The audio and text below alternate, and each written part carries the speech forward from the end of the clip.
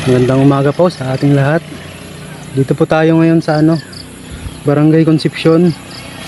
Nasasakupan po ng Lopez. Meron po sa ating pinagsilip na property rito. May sukat po itong 1.4 hectares.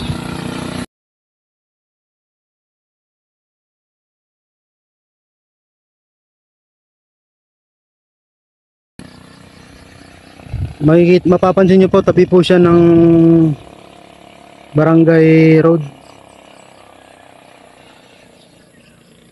ng Hundagua Road po. Bali dito po yung property, ito po yung pinaka right of way niya. Tara, pasukin po natin.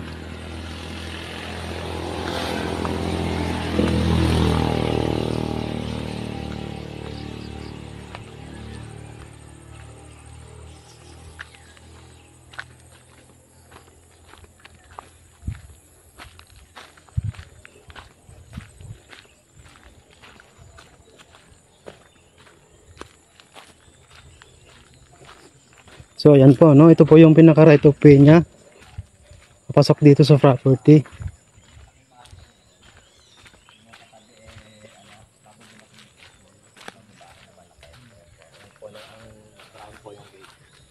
Ito baga Sa akin yung kapit.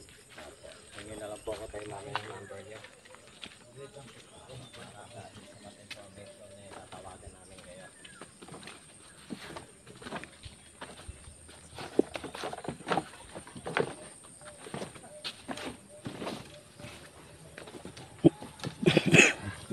So andito na po tayo sa property, So, meron pong mga puno ng rambutan dito.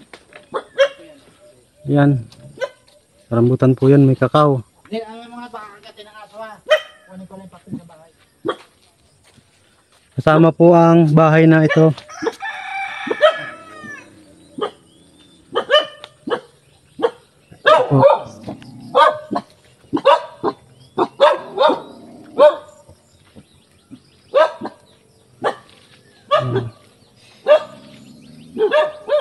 May mga fruit bearings po siya gaya ng guyabano, langka, tapos dalandan.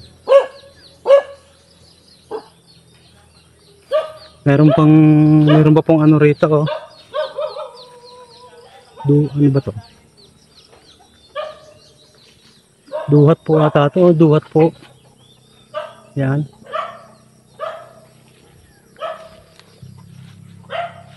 Avocado.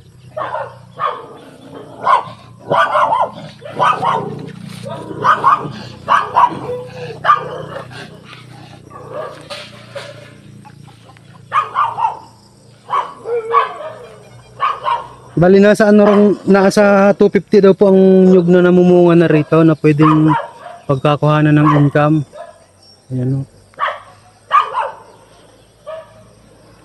Ayan.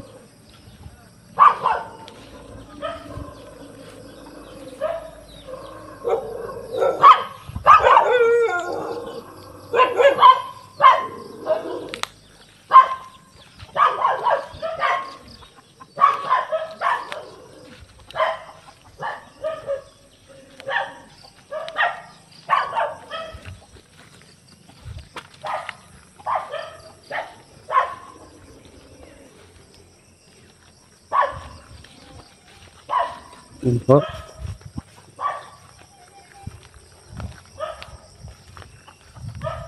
Dito may pa po rito. May lokban, nasuha. Ayan.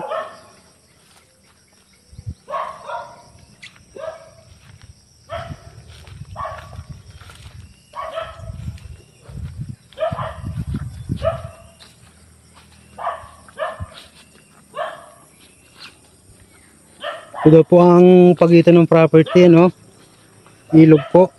Yan. Ito daw po ang pagitan ng property.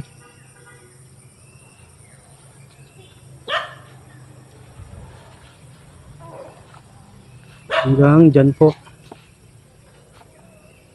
Yan.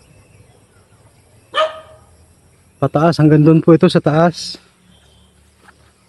May mangga po, biyabas.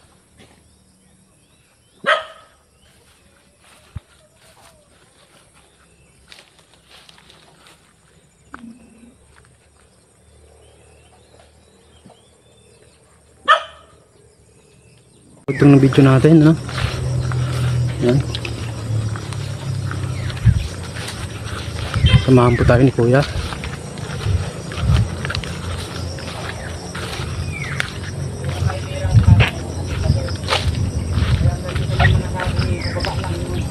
Opo.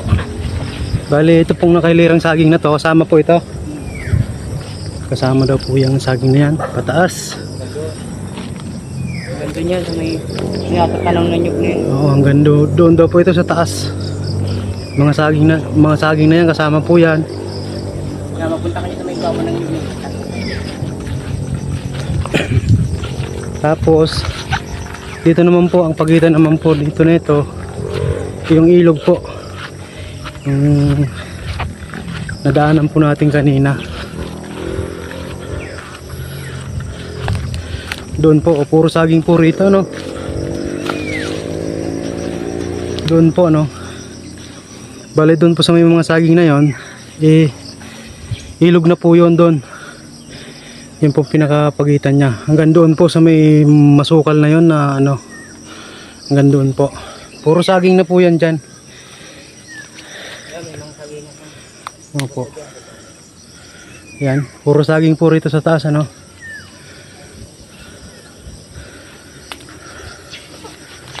Tapos andun po sa baba yung bahay.